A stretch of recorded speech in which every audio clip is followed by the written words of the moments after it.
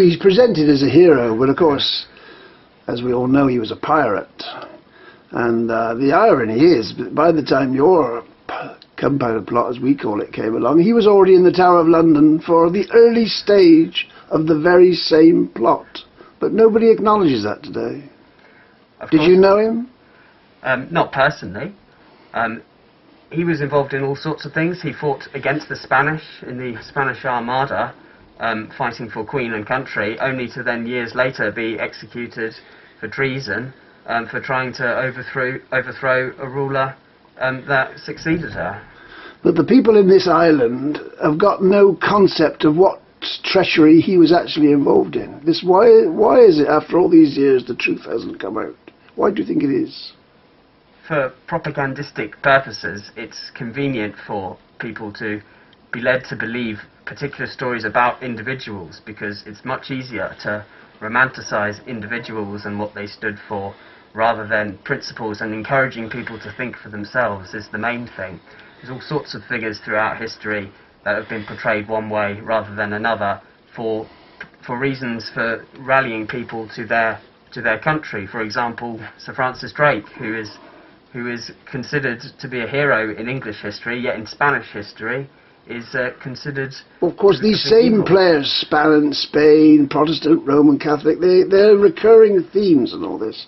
And Raleigh was mixed up in a love-hate relationship with Queen Elizabeth, and he married one of the courtiers, one of the maids, who was a Throckmorton, and her father, or her uncle I think it's more correctly, had been executed in 1783 for his plot to eliminate the Queen and pretend her on the throne. So he was married into a family, he was surrounded by people. I would have thought at the time people would have put two and two together and said, this Walt guy is a bit of a wrong-un, really.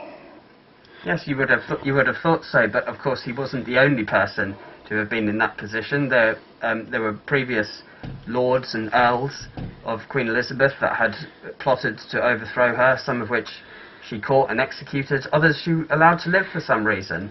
And of course, other members of the gunpowder plot were able to get away with their lives too. I'd like to dwell on a little bit on Walt Raleigh, because you're in Jersey, as I say, travelling around, and you'll be burnt on bonfires here. Why isn't it Walter who's being burnt on bonfires here? Why is he's got in the government building here, there's a memorial to him on the ceiling, and we remember him with fondness. There's a castle out in the bay, which he says, oh, he built that for Elizabeth. But he was a traitor, treacherous, in all the terminologies of which you were considered a traitor and treacherous. Why is it that you're still being burnt on the bonfire and not Walter? It's essentially a story that's easier to spin round.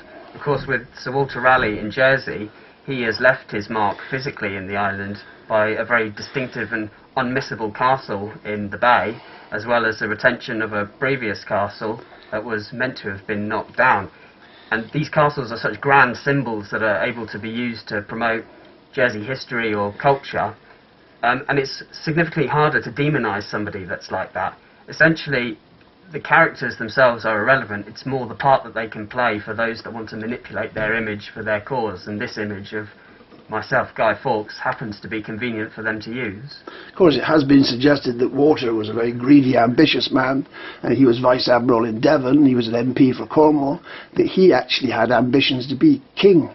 They were going to put a very weak princess on the throne, and they're going to rule basically in her name, but basically Sir Walter had it in mind. But he was allowed out of the Tower of London in 1616, I think, and was sent off on his last final piratical expedition to South America. Came back, and again it was the Spanish who were the victims, and he was executed for the old conspiracy charge of 1603.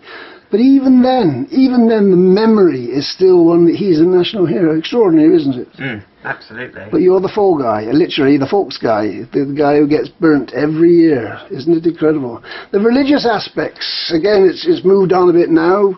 Roman Catholics, more or less, have got degrees of equality and acceptance. But there are other people today, Muslims are looked at in a similar light. They're vilified. They're the great enemy. Is it comparable, do you think? Absolutely, it's comparable.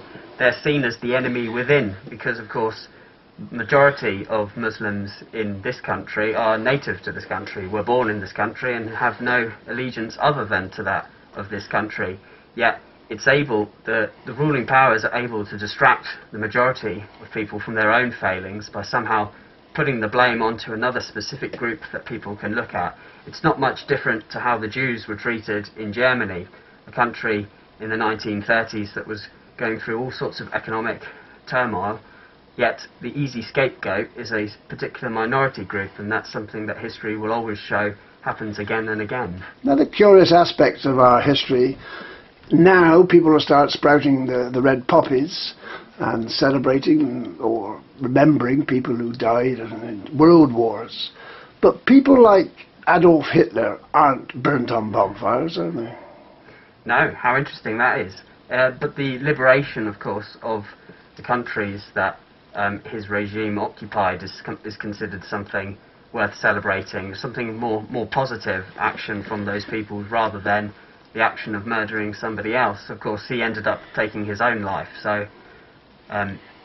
Well, of course you did, in fact, of course, because you apparently jumped off the gallows before they could actually, the noose could be effective, so I think you were more dead than alive when you did it, but, and if you put your hands up, I think you're wearing gloves today, but you suffered on the rack so that you've got rather puny little fingers these days because they were stretched to an enormous amount longer than they should have been. You suffered greatly, I believe, with torture at the time, in order to make you speak. Torture, yes, and that's, of course, something that's carried on throughout the ages since then. If you torture someone, it's assumed that you'll get all sorts of information out of them. And being, of course, hanged, drawn and quartered is meant to send a message out to those that would think about doing what this person had done previously. Of course, it happened to William Wallace, who tried fighting for independence for Scotland, and happened to the other co-conspirators. You share something again with William Wallace, that you've had your image at least shared in a film, and your image, rather more so than William Wallace, is very recognisable today. The popular image, the image we're seeing of you now, which I don't know how much it bears resemblance to your living being, but you've had a sort of a renaissance, haven't you, as a hero of the challenge to government, which we referred to right at the beginning. Do you think it is a universal image that people could follow? Of course, and people do use this image when fighting, particularly for the liberty of people. Especially in this age of technology, politics has never been more disliked by ordinary people. And with technological advances, with CCTV, with the internet and people monitoring what people are looking at, who they're talking to, and other ways that groups are able to control what people see and what they learn. This is an image anonymity, essentially, by covering their faces, where they're able to express themselves as one, all with the same image on their face, are able to stand up against a government that is abusing its rights, and do so without fear of repercussions, which is something that's incredibly important for those that want to campaign for something that they believe in. It is curious, isn't it? A few years ago, Che Guevara was everywhere to be seen on T-shirts, and he's still around. You'll still see protests where he participates. Do you think your image is 1605, so it's a longer established image, or at least the idea of Guy Fawkes challenging the system? Do you think perhaps your campaign might live on for a few more centuries? Of course, and particularly with its recent renewal in this image, and with the advance of the internet, it's something that's much easier to spread around now, and perhaps the historical connotations may be lost, but the central idea of anonymity and being able to speak freely, and most importantly, people power, people joining together to reject things that are normally a consensus within government about their rights of surveillance. That word anonymity, I believe that's one of the words which is used. Anonymous, I believe, is part of the image, the name that's projected for the group, the St. Paul's and all these. Mm-hmm. And other countries are already banning your image, I believe. Mm-hmm. Of course. So that's the sign of success, isn't it, when they try to ban you? The book that is banned goes straight to the top of the bestsellers list, of course. Okay, well, we look forward to the smell of bonfires and roasting potatoes in a week's time, but perhaps we give up perhaps on the burning of your effigy. Nice to meet you, Guido.